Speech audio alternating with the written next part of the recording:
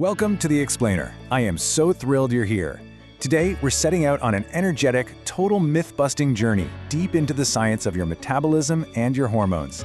We're going to unpack some incredibly fascinating source material that completely shifts how we understand body fat. Specifically, that stubborn belly fat that so many of us struggle with. We're going to break it all down step by step, using the data right in front of us. So let's dive right in. Okay, let me ask you a provocative question to kick things off. Can you simply crunch away your belly fat? I mean, if you just do enough sit-ups, will that midsection fat magically disappear? It's easily the most common fitness misconception out there, right? Plastered across magazine covers and fitness ads everywhere. But what does the actual science say about it? Well, a systematic review published in the journal Human Movement completely destroys this myth. The researchers stated localized muscle training had no effect on localized adipose tissue depots. In plain English, there's absolutely zero spot reduction. They actually go on to say that the popular belief concerning spot reduction is probably derived from wishful thinking and convenient marketing. Ouch. So yeah, we can safely toss the whole idea of spot reducing through endless crunches right out the window. Now, this introduces a massive paradigm shift for us. We need to stop looking at belly fat as the root of our health problems. Belly fat is an effect, not a cause. Society treats the fat on our midsection as this sort of enemy invader that's making us sick. But biologically speaking, the fat itself is just sitting there. It's actually a reflection that something else has gone off the rails internally.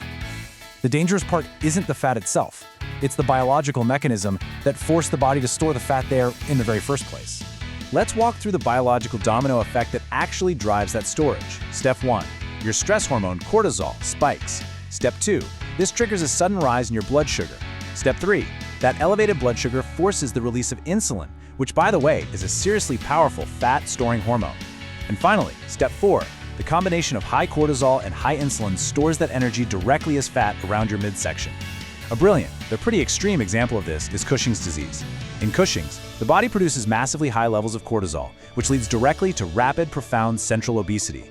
Basically, hormones drive the bus here. And you know, this isn't just theory. We can literally see it in our DNA. Take a look at the HSD11B1 gene. This gene provides instructions for an enzyme that basically catalyzes the conversion of the stress hormone cortisol. Clinical data shows that variations in this specific gene are strongly associated with central obesity and insulin resistance, even in children.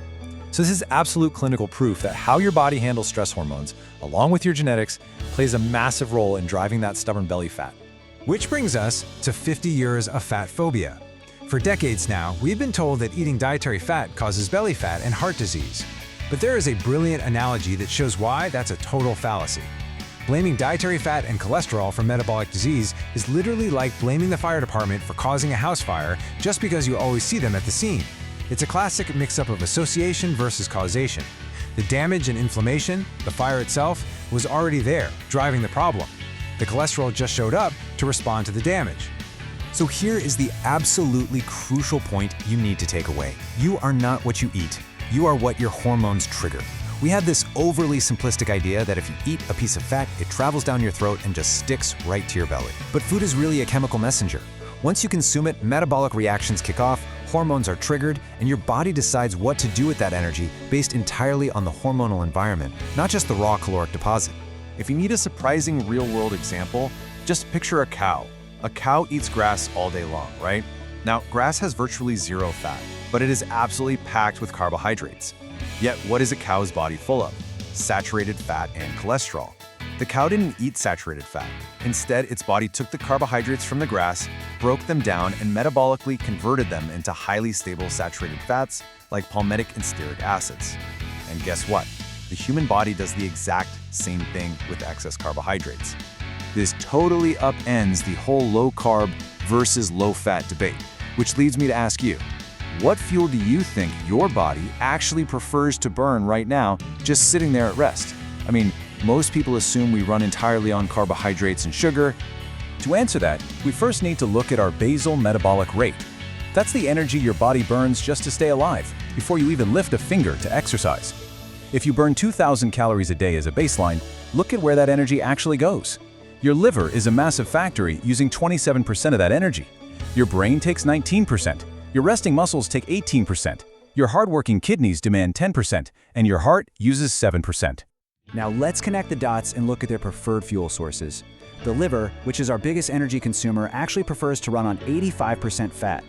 The heart, literally the hardest working muscle we have, prefers 90% of its fuel to come directly from fat through a natural cellular process that creates energy.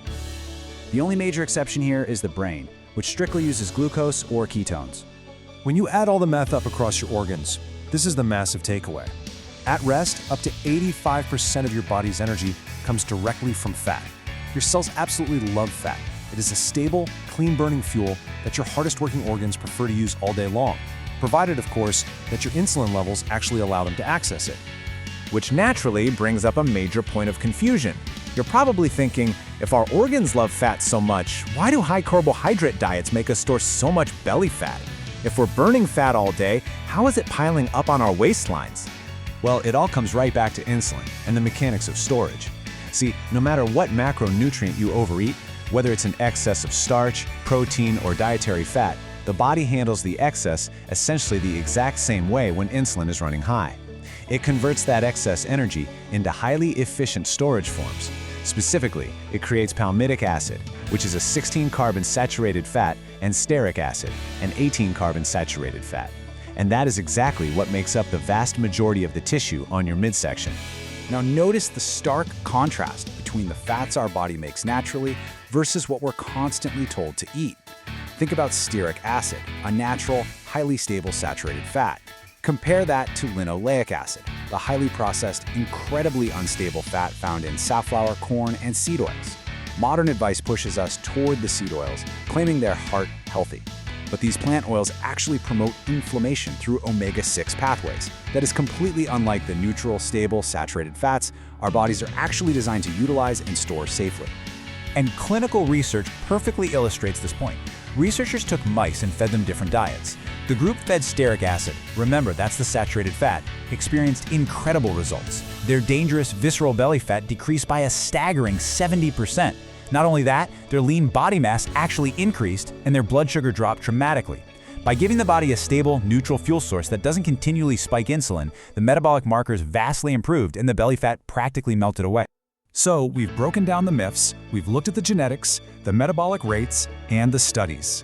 Now it's time to bring all of this dense science together into a practical, actionable protocol that you can actually use in your day-to-day life. Here are the core nutritional changes based on everything we've just covered. First, you absolutely must reduce insulin resistance. This is non-negotiable, guys. You do this by cutting out sugar and heavily reducing processed carbohydrates.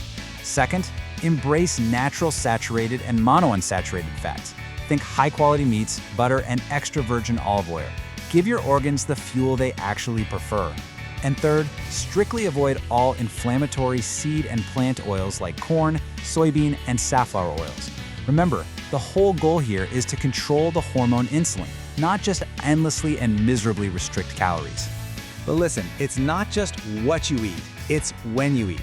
You need to lower your meal frequency. Every single time you eat anything, you stimulate at least a small insulin response. If you are constantly grazing on 6 small meals a day, your insulin literally never drops. And if it never drops, your body can never switch over into fat-burning mode. So reducing the frequency of eating is just as critical as the ingredients on your plate. And if you want to safely accelerate this process, the research highlights a couple of potent lifestyle additions. As noted by Dr. Pradeep Jamnadas, occasionally fasting for a 36-hour period can profoundly drop your insulin levels. This helps you clear out stored energy and even increases longevity markers. On top of that, clinical abstracts show that consuming a green tea extract high in catechins can further assist in safely reducing body fat and mitigating cardiovascular risks. Before we wrap up, I just want to ground us with this really simple reminder. Do not fall into the trap of thinking any one thing is a magic superfood. If you eat until you're completely full, forcing down more of a so-called superfood isn't going to make you healthier. Food is just fuel. We need to respect how food was found in nature before it was pulverized, overly processed, and chemically altered in a factory. Keep it natural, and I promise you, your hormones will thank you. Which leaves us with this final thought. You've seen the data. You understand now that your organs run on fat, that crunches do absolutely nothing for spot reduction, and that insulin is the ultimate master switch. So, are you ready to finally stop fighting a losing battle against calories and start beautifully balancing your hormones? The choice and the biological power is entirely yours.